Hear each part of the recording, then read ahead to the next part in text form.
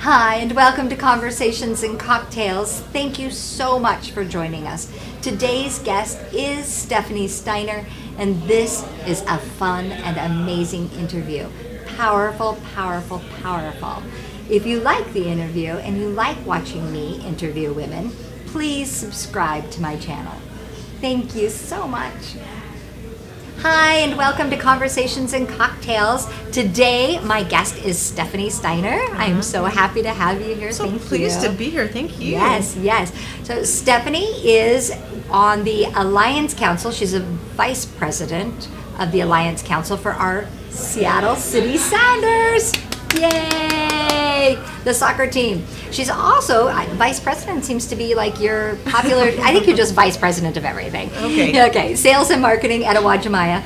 And if you know Seattle, Awajimaya is a loved store in our city.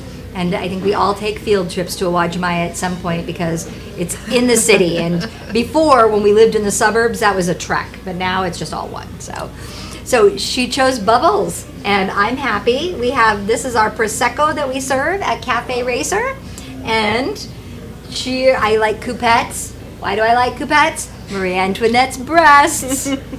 Cheers. That's wonderful, thank you. Thank you. Cheers to you. Cheers to you. Very good. I like bubbles. I love bubbles. So I'm so happy that you agreed to come and visit with me. Yeah, it feels really good. So I like to know about the passion that the women that are with me visiting, what their passion is. Okay. And so you've got like in your giving back world, you give back by being on the Seattle Sounders, the Alliance, and in your work, you do a great job because, you work for Awajimaya. Sure. So if we were to talk about one thing, or even maybe neither of those things, what would you say you're passionate about? Probably, if there were a central theme running through all of that, it's making sure people get heard. You can't stand people being oppressed. And of course, that has nothing to do with Seattle Sounders. There isn't people being heard. That's part of running for Alliance and the Alliance Council, and the Alliance exists so that people get heard. But what I'm really passionate about is I need $1 billion, and that sounds like an extreme amount of money, but I'm going to take on the Koch brothers.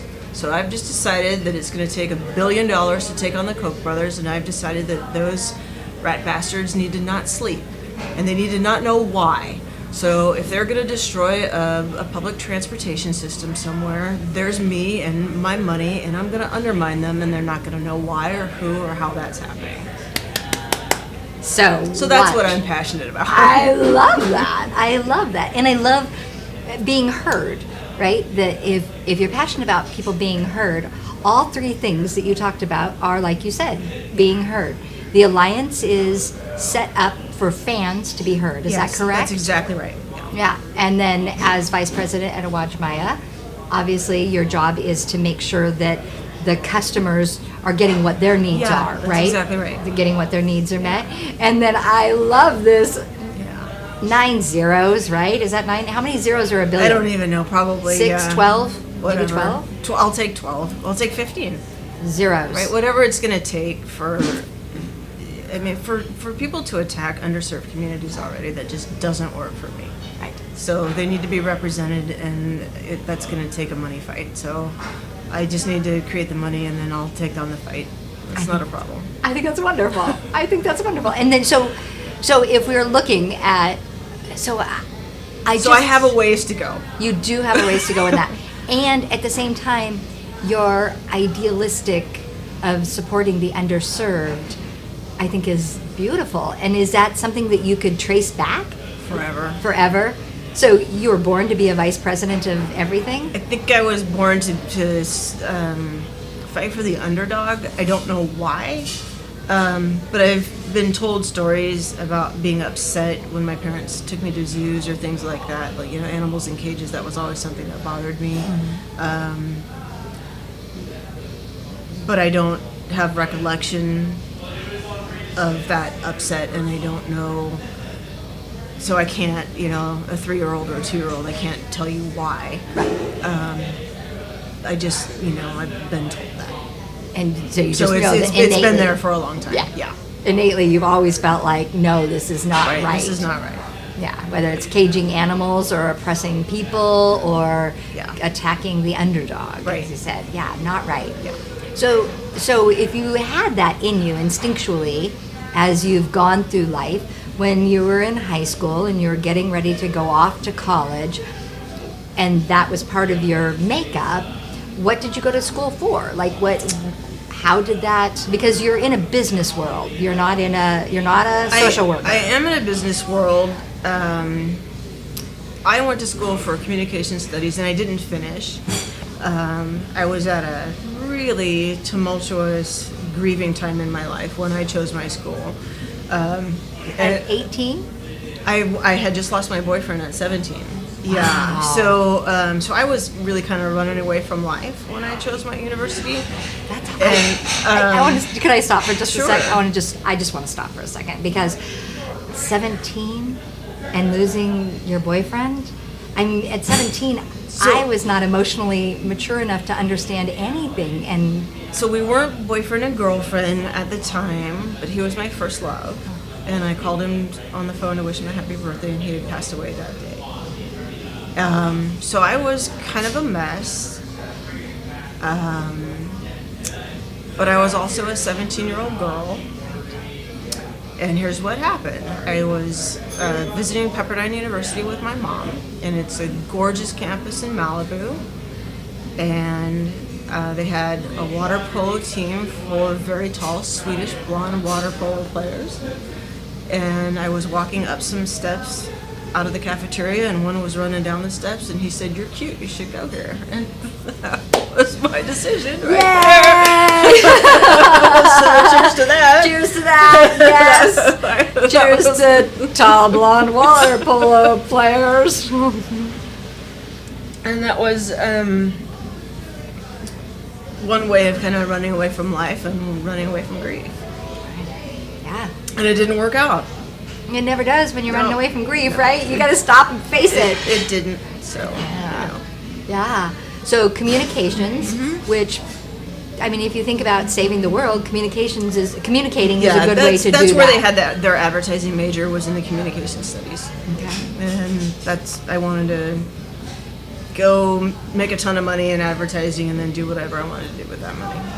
And that's kind of still what I'm hearing. Yep. I mean, you're in sales and marketing, Yep. and you want to take money and take down the Cup Brothers. Yep. So nothing has changed Nothing's since we're still on the same path. I'm so happy to hear that you had a path and you're just still going with it. Yep. So you are at doing advertising. If you wanted to make money doing advertising, and you're at a pretty high level. Sales and marketing is not advertising, but it is in the same. I would consider that the same family. So you kind of. How did you go from here to here? I ended up in the grocery business at 16. I thought I was going to finish school and work my way through school in the grocery business. And the grocery business is quite interesting. Either you're good at it and it sticks with you, or you need to get out quickly. And I'm good at it. It's a very low profit margin, high volume industry. And it's not for the faint of heart. You can't make very many mistakes at the profit margins we run. So you need to be good at it, and you need to be able to create volume quickly. Because without that volume, with the margins that thin, you're not going to survive. So it's not for the faint of heart, and I'm lucky enough that I was good at it. I got promoted frequently. I've done a lot of ethnic marketing. I've done a lot of income levels in the grocery industry.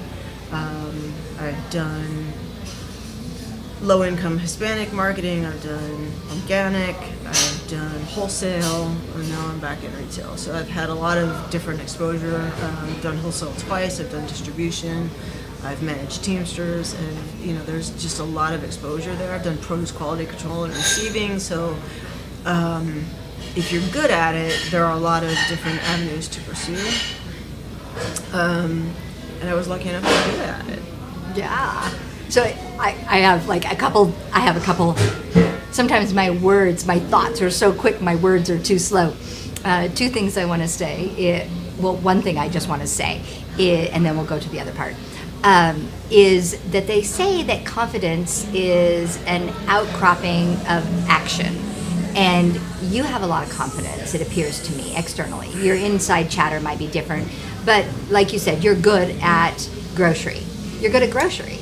So that's confidence, right? You show that you are confident in that you're good, which means you've had a lot of action steps, because if confidence and outpouring of action, you must have done. It sounds like a lot of action to be confident. I think that makes a lot of sense to me. I can't really relate to not taking action. So I like the word actionist. I actually like the word actionist better than activist. So what's an actionist? What is the definition? Well, I mean, if you can see the steps, then take the steps. Now, there are areas in my life where there isn't confidence, or there hasn't been confidence, and maybe confidence has grown over time.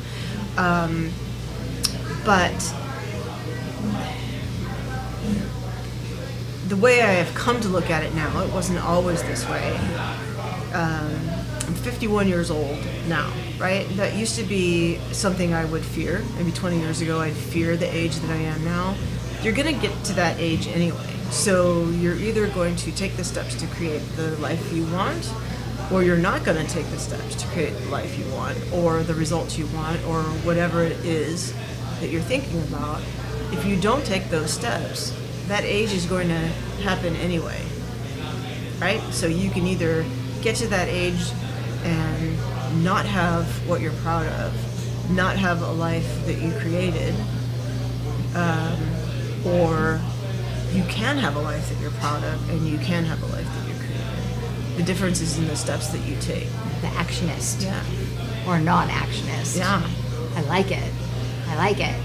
And then the other thing that's way better than what I was gonna. The other thing I was gonna say is just nothing, not very exciting. Yeah. I was gonna say I did grocery for a minute. That's not very exciting, but I love the actionist part. I mean, I think that. So I'm 52, and Oh my God, I thought you were 42. Oh, yay! That makes me so happy! Nope, I'm older than you. You're prettier than I am, but I'm older than you. I'm not sure about that. Oh, I'm sitting here looking at you, I can assure you. So, I love this action idea. I feel like I spent 30 years in fear. So, for me, one of the things is, I was raised to be a wife and a mother. Nothing more. And so I would get afraid if I would get outside that box. Like something bad was going to happen if I wasn't just a wife and mother. And I can't even say I was good at it. I just did it because that's what was expected of me. And so now at 52, one of the reasons you asked, why you? Because, in the interview, one of the things you said, why would you want to interview me? Or why you? And so you exude confidence, which now I'm understanding is through action steps. And I am doing this project because I didn't have much confidence. When I started this project, I was like, okay, it was my 52nd birthday, 52 women, 52 weeks, 52nd birthday. And I was just like, okay, now I'm 52, I have 5 kids, I've been married twice, what am I, who am I? Can I give you a secret? Sure. You exude confidence. Oh, I do? I don't feel it. Oh, thank you. I'm a nothing. I'm a nobody. Yeah. What am I going to do with my life? We don't pick up on that unless you tell us. It's a fact. And then, I see you, and I watch you on Facebook, and, we met at Libby's house, and it's just like, I want to be that when I grow up. I want to be, confident and strong, and, you like soccer, so there you are representing us as fans of the soccer team. I mean, it's action steps, like you said. You take action in the areas it sounds like that you choose to take action in. I do. And then there are areas where I lack confidence and I don't choose to take it. I mean, that still happens too, right? And the cat still barfs on the rug, and she's still gonna yell at me when I get home because their dinner is late. And, I mean, all the, and one day the car doesn't start, and all the rest of life keeps on lifing. That still happens, Yeah. right? It's still a normal life. Right. It's all still there. All still there. Yeah. All still there. Even though you're vice president of this and vice president of that, and the cat still pukes, my dog still pees. I don't understand it. It all still happens, right? Or, I'm petrified I'm going to run out of toilet paper when it snows. Right? All those things still happen. So you'd be surprised how much toilet paper there is in my house in the winter because there's all the stupid chatters that still exist. The chatter. I mean, so for people who are watching this, I guess one of the things that I'm hearing, and I want to remind you, is that incessant chatter doesn't go away, no matter what you're the vice president of or how old you are. It still happens, right? I mean, that's kind of, it's an amazing thing. Well, again, I see your life. I watch you from afar, and I think, wow, if only I had done that. Whatever. Okay, so let's do it. I don't want to be a grocery. I tried it. I don't want to be a grocery. I did try it. I don't either. I did. I mean, I like that there's sections, there's organizations, the systems are usually all, I like the systems about it. It's a large staff. It's a pain in the ass. It's a pain in the ass. Yeah. I mean, good on you. But I opened a grocery outlet. Oh, okay. Yeah. So that was my big experience. I spent a couple of years. I love grocery outlet. Mm-hmm. I love the grocery outlet is a chain. It's not even a chain. It's a franchise. It's a franchise, Yeah. kind of. It's quite an adventure. It's not a franchise. It is a what is that called when you have something but somebody else owns it and you sell it and you get a percentage and they get a percentage. It's a licensing agreement. It's sort of the owners can go in. They prefer couples. They do prefer couples. They limit two per entity. Yeah. But each product, it's kind of a franchise type thing. Yeah. Kind of, but each product, we would sell a product, and a percentage would go into our bank account, and a percentage would go consignment. It's a consignment store. Well, it's sort of consignment, but nobody comes and picks it up if it doesn't sell or anything like that. So it's a lot like a licensed franchise organization. Yeah.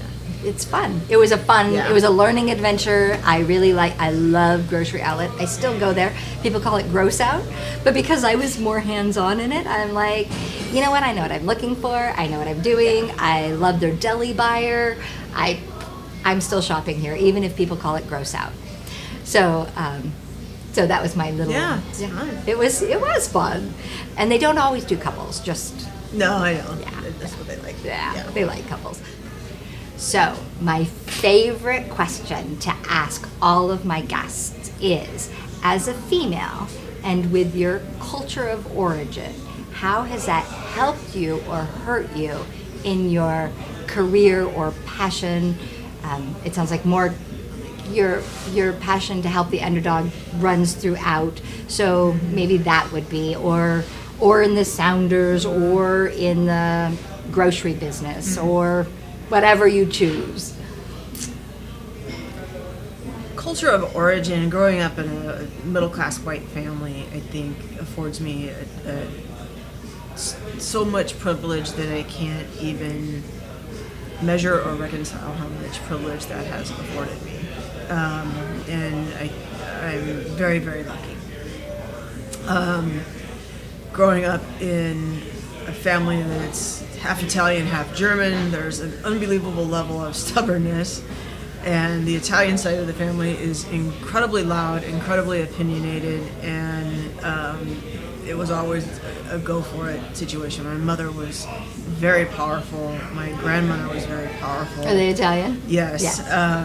And my dad pretty much kept the wine filled. Like, oh my God, just make everybody happy. That's my husband too.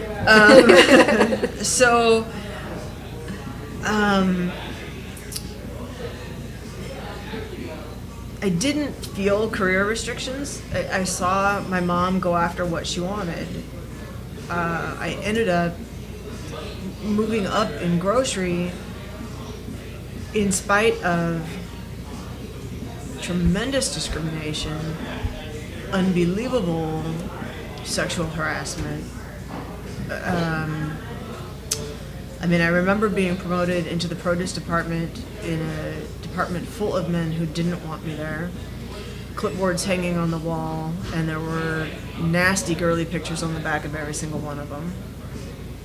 And to make sure I knew that they didn't want me there, in the back of every produce department there are huge garbage disposals, and trimming would be done over the garbage disposals for the things that could go down a garbage disposal. But there are, things like the corn would come in with giant corn husks, and all that would get trimmed in the back room, and that corn is so sinewy that it can't go down there. And there are other things in a produce department that can't go down there, it would ruin it. So those get trimmed into garbage cans, and that has to get dumped in the back of a grocery store in huge dumpsters that were as tall as I was. So they would have the garbage cans in the back room. They're like, you're going to work here, you're low man on the totem pole, so you're going to empty the trash. Well, they would have those corn husks on the top of the garbage can, but underneath all that it would be full of watermelon. So that would be hundreds of pounds in those garbage cans, and they were just screwing me over. They were just going to try and kill me off so that I would leave. And I had to figure out how I was going to get those garbage cans up onto the produce carts that were about this high and get them outside and get them dumped into the dumpster. Holy shit. So I just looked around the back room until I could figure out how I would stair-step boxes up until I could get them on top of the carts and get them outside without asking for help. Ow. And, but shit like that happened every step of the way. I was running a warehouse full of Teamsters. I was running an order selection shift at 23, and they didn't want me.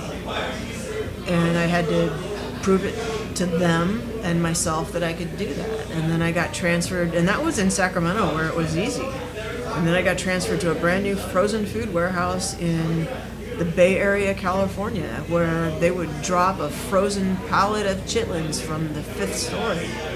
And if any of that had fallen on me, I would have been dead. And they didn't, that was whatever. They weren't intending to kill me, they were intending to scare the hell out of me. Assholes. So shit like that has happened every step of the way. And then there was just the Good Old Boys Network at different levels that,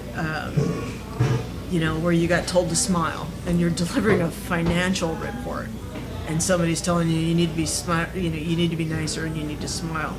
Well, the financials aren't worth smiling over. This is not a great year.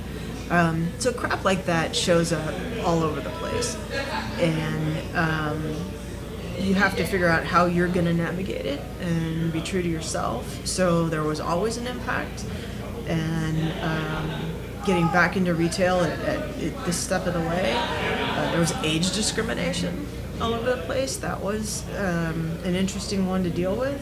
Now, was that when you were younger? Yeah, in my 20s. Yeah. In my 20s, and you're dealing with people in their 50s, and you've got a better idea,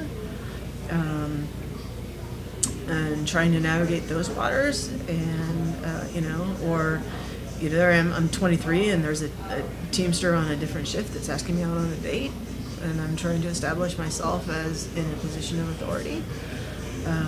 So all of those things happened, and you just learn. You just learn, and you make your way, and figure out who you are and how you're going to be true to yourself. Do you think that the women in grocery now, a 23-year-old now versus 20 years ago, 30 years ago, God, I love you. do you think the same thing is going on in grocery? I think there are elements of that, but I think the world, I mean, it's, 30 years or 27 years, that's a whole generation now. And I think it's, some of those elements exist, but a lot is different. I think there are so many more women in positions of leadership in grocery today that it's not so unusual. Right. Your CEO is a woman, you said. Yeah? Yes. Yeah. I mean, it's wonderful that there's a woman leading the helm, and then there's women in the vice presidency roles. Yes. Right. I think that's wonderful. It shows the evolution in 30 years, right? Yes. Or 27. Yes. Yeah. It's a big deal, and there are so many female leaders in the manufacturing world in our industry, and it's not uncommon in distribution anymore, whereas previously it was ridiculously rare, and it's not anymore. Do you do mentorship, or do you help young women that are in their 20s trying to go in grocery? There's one I'm helping now. I don't know if she would consider me a mentor or a friend or what, but when she needs the assistance, I'm right there for her, and I really enjoy it. But it isn't a formal program at my existing company. Right. That's wonderful. Okay, so I want to hear about the Sounders. I want to hear how you represent me with the team, because I mean, does baseball have this? Does football have this? The Seahawks have a fan panel. A fan panel. But not to the extent that what we have. So and that's why we all love our Sounders. We do. So the Seattle Sounders are the only team in Major League Soccer that has the ability to vote out the general manager. And that is the function of the Alliance. Wow. And every season ticket member is automatically a member of the Alliance, and the Alliance is represented by a council. So I joined the Alliance Council in 2013, and in 2015 I became the president of the Alliance Council. I did that for a couple of years, 3 years. And then this is my second year as vice president.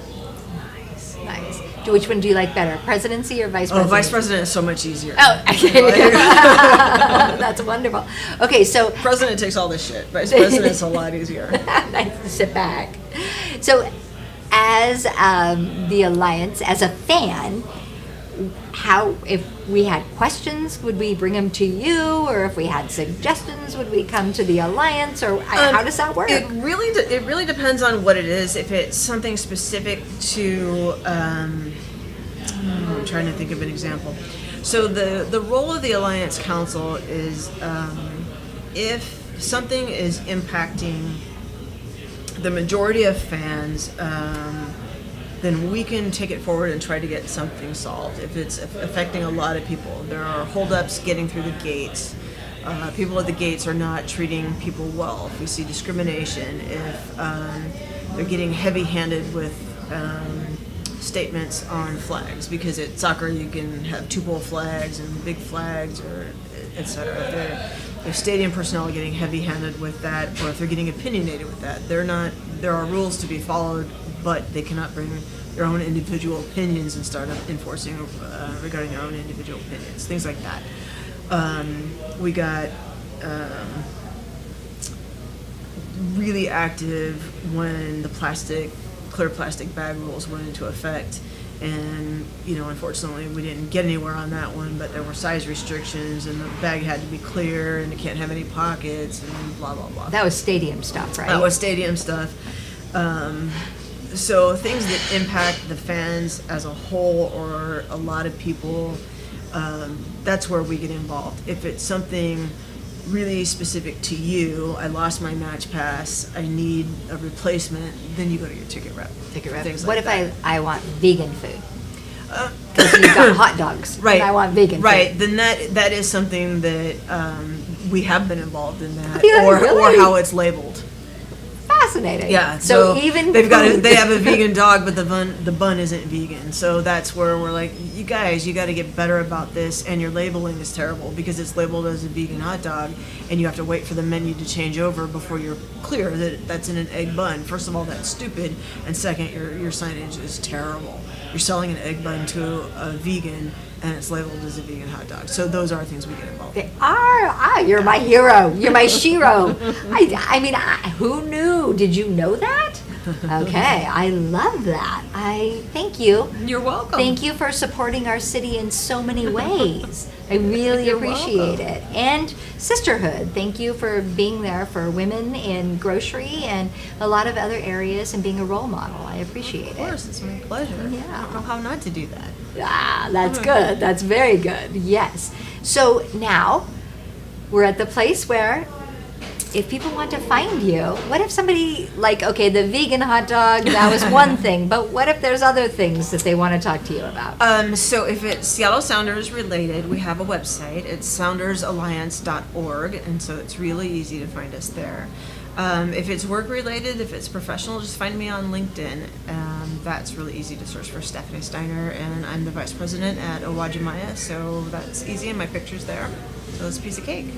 Nice. Easy to find me. Thank you so Thank you. much for helping me with this project and being here to show yourself with the audience. Thanks for doing this project. I appreciate it. Can I have a hug? Absolutely. Thank you. Thanks for the Prosecco. Yes, bubbles. Ciao. Thank you for joining us.